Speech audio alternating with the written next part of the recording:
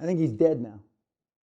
He had a no. I think he had a great feat of athleticism. He jumped over a 20-foot fence, security fence, and electrocuted himself somehow. It was fucking tragic. How can that happen? Honest tragic? Yeah. When I was in business with the Vatican Bank, the day before, the controller of the Vatican Bank, who was my contact when I did business with the Vatican, was going to testify in the House of Commons. Somehow, another great feat of athleticism. He jumped over the security 15 or 18-foot Tower Bridge. Yeah, I think it was. Tower Bridge, with his hands tied behind his back and his legs tied together, and hung himself. Unfucking believable athleticism. He was going to testify against the Vatican Bank. Well, God works in mysterious ways. Exactly, yes, sir. And I mean, the stories you hear about the Vatican Bank are true. And having been their partners, they play hardball, though. The fucking Vatican Bank plays fucking hardball. And it's quite unbelievable. But when that happened, they were going to ask people to testify. Well, nobody testifies against the bank. The one guy that did got hung, killed. And so when they asked me, would I testify against the Vatican Bank? I said, first of all, the Vatican Bank didn't do anything bad to me. I got nothing to say, other than I can tell you stories, but they're third hearsay, so it's not, but so now, well, we don't need you. But they says, we don't even have anybody that's willing to talk about the Vatican Bank. You're willing to talk about it. Well, I mean, I'm not going to say anything. They didn't do anything to me. But they apparently, theoretically, had done some ugly shit. And they, apparently, I have no absolute concrete proof, other than I know that guy that was hanging from the fucking thing. I knew him. But, I mean, when people say they're going to fuck you up, guys, certain areas of the world, they fuck you up. Now, because you're so used to, what do you call them, warriors? Keyboard warriors. Keyboard warriors say ugly shit. If you say something ugly to me and I can find you, I have the means, I have the money to find you. Just because you bounce your fucking, off a URL, off of Estonia to fucking South, you can be found. Just like, the CIA, and you can be found if somebody's willing to pay enough money. It depends on how much you piss somebody off, whether they're willing to spend that money. And then they find you, and you disappear. I'm not suggesting that you do any of that to the warriors on YouTube. And again, watch the new release from Brian QLA Rolls, the $1 Trillion Man. So far we have 96 or 7%, not that this means shit to me, approval or likes, or is that the right terminology, Kat? Yes, there are some likes in this one. Yeah, likes. We got 90-some% likes. And that was a 3-hour one, wasn't it? 3 hours. Yeah, 3 hours. They just published the first hour and a half, or whatever it is. And some say it's the best interview I did with Brian. I don't know if it is or not, but... The full versions are available on their site. Pardon? The 3-hour. It's available on their site? I seen it on Thursday. It came out Thursday.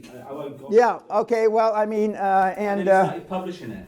Yeah, and so I know the 3 hour went fast. I mean, but I enjoy being interviewed by Brian. And he's going to be announcing here in the next time frame. I'm going to do a special gig for him later on this year.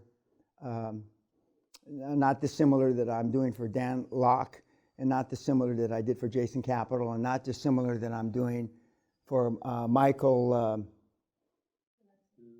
I call him Pillarfuck, Michael Pillarfuck, the Dutch guy. And I'm doing a TED Talk finally in the Netherlands in about 3 weeks, right? 3.5 weeks. And it's a special TED Talk. It's 3 hours long, as opposed to 22 minutes. I couldn't say good morning in 22 minutes. And so I'm looking forward to that. And then we have a seminar every month until the end of the year. And we have none scheduled for next year. Okay. There's another point smashed, and we know they'll eat their mouth. Okay. Okay. Now, we know this, he keep punching, we know that. But if we had fired him for his mouth, we would have lost the war in Europe. So when you think about impeaching the president, keep that in mind. Not everybody that has a big mouth, and with the greatest respect, the president does, as do I, as do a few others, as did General Patton. Sometimes in history is what you need is a big mouth to get points across. And I've already predicted he's going to win in a landslide in the next election. And the Democrats are handed it to him on a silver platter. He's going to crush him. I can't wait to the fucking debate. I just can't wait. And why does the way he talk to people, and he calls, he calls them little Ted and little midget and this and that, because that's how you think. That's how the average Joe and Jane think. As a Hall of Famer, double Harvard degree guy said about me 20 years ago, Mr. Peña says things we hardly dare. No, Mr. Peña says things we hardly dare to think.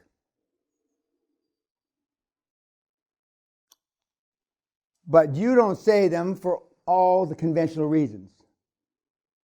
And because I don't care, I'm liberated. I just don't care. And I didn't care when I had no money. Now there's a lesson here. Success leaves clues. If I didn't care what people thought when I had no money, and since I've been training people for 25 plus years that have created billions, up to hundreds of billions, what does that say to you? That you might at least consider that you've been concerned and worried about things that don't matter. You're not playing to win. You're playing to lose. Yeah, you're playing not to lose, and you're not playing to win. You're playing not to lose. And in 2.5 years, I'll be eligible for my UK passport. And my intention is to sit for Parliament.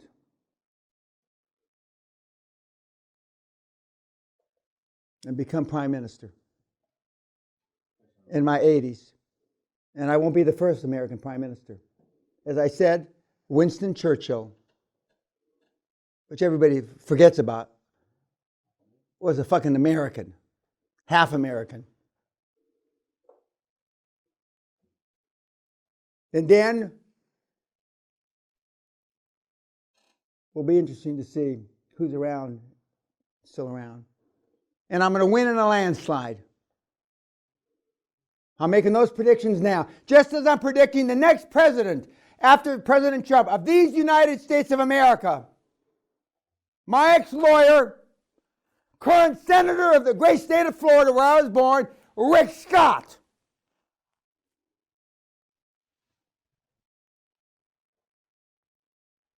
You heard it here first. I know you don't like it, Rick, Senator.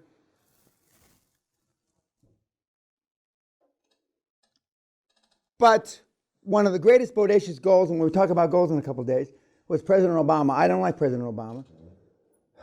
But when he said when he was a 19, 20-year-old fucking dopehead that he was going to be the first black president of the United States, that's a pretty big fucking goal for him to have made that 30 plus years ago. And those are the kind of goals that you have to have. And yet those are the kind of goals that you've refrained from having because your parents don't want you to be hurt, disappointed. So they tell you, or they've led you to believe by example, to not strive to be the very best that you can be. And what QLA is, and the definition of a high-performance person, is to always do what he says and always say what you do, and to be all you can be every single day. And it's not easy. It's very, very hard.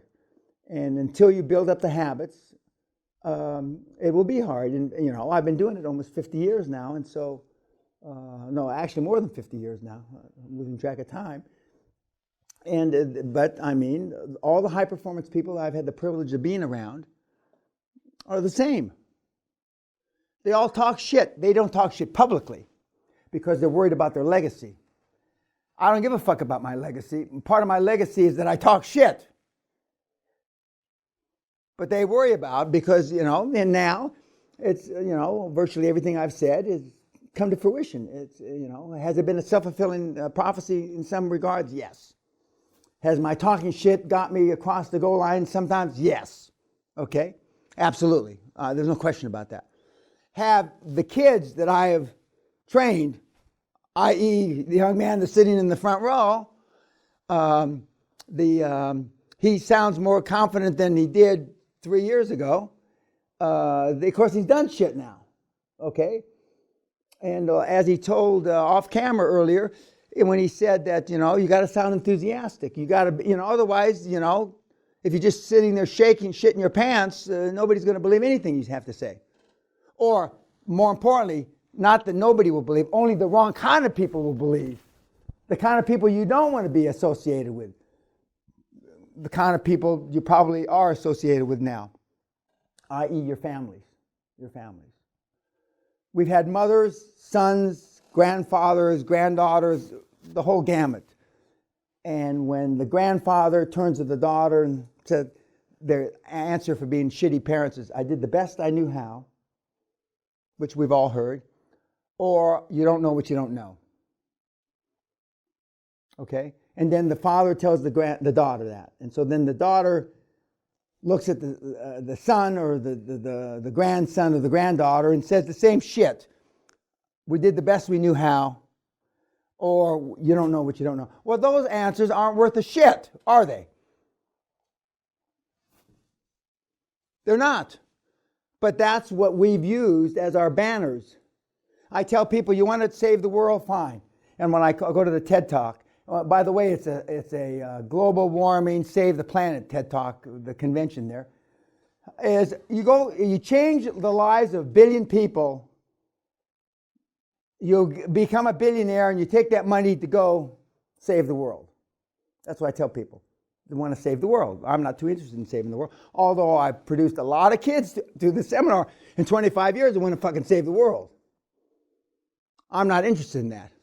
But one of my leading mentees who came up was a CEO of NEOM, which is a save the world, 21st century city of the future. He's a save the world guy, came out of my stable. He believes that the world's worth saving. I don't. So I produced a lot of those kids that want to save the world. So in that regard, Brian Rose is right. I am saving the world through my offspring, so to speak, my financial offspring, not through my own efforts. And some people will say because Sally and I are so handcuffed to the Catholic Church and charities, whether the Catholic Church is saving the world is a whole other argument. Vatican aside, is a whole other argument whether they're saving the world from anything. But so I have a lot of offspring, a lot of financial progenies that are out saving the world. But I'm doing it for selfish reasons. And when we talk about the next couple of days that you need to be more selfish, but nobody loves Dan more than Dan. And I can't say that the same for you as a group, not just you, but anybody that's come through the seminar, because of all the reasons that we've come up with. And as we go through the steps and as we go through the various other interviewing processes that we have, you're going to leave here with the processes, the systems, the procedures, the templates, etc., to do whatever you want to do, vis-a-vis raising money with little or none of your own money involved. Because the two biggest levers in life you have is OPM, other people's money, and other people. And when you learn how to delegate, I mean, like the Warren Buffetts and the Bill Gates of this world, and myself, I mean, is really where you have the power. And now, according to guys like Brian and Dan, Locke, etc., I've influenced millions of people, so I have a lot of levers that are working. But if you're one of the beneficiaries of being one of those levers and you get rich doing it, then then it's up to you to spread whatever word you want to spread. But again, that's up to you. Tonight, where do we have dinner tonight? Castle again, okay. And you'll have. Thank you for picking that up. Tonight, the only homework other than the movies you have is what are you afraid of? What would you have changed if you weren't afraid? Some of you, talked about being bullied as a kid.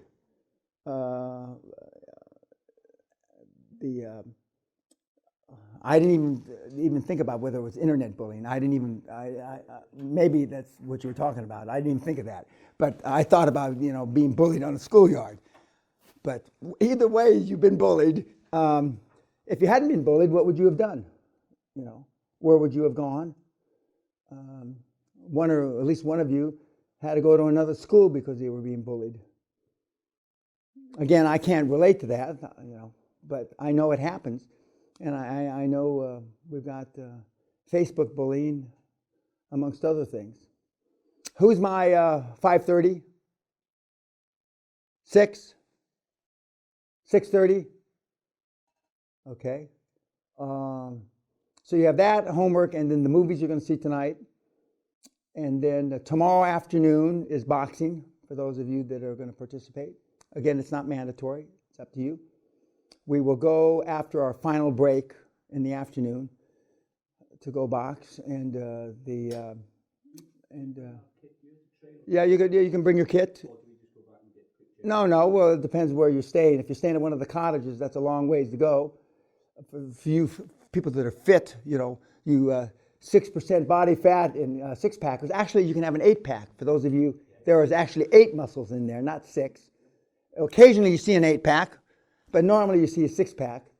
The closest I've ever been to any kind of pack was when I got down to when I was running in the Boston Marathon 40 plus years ago, and I still weigh 206 pounds, but which is 206 pounds is skinny for me, and I could just kind of see the outlines, but not because I was doing 6-pack, just because all the body fat had left me. Not all, but a lot of the body fat had left me.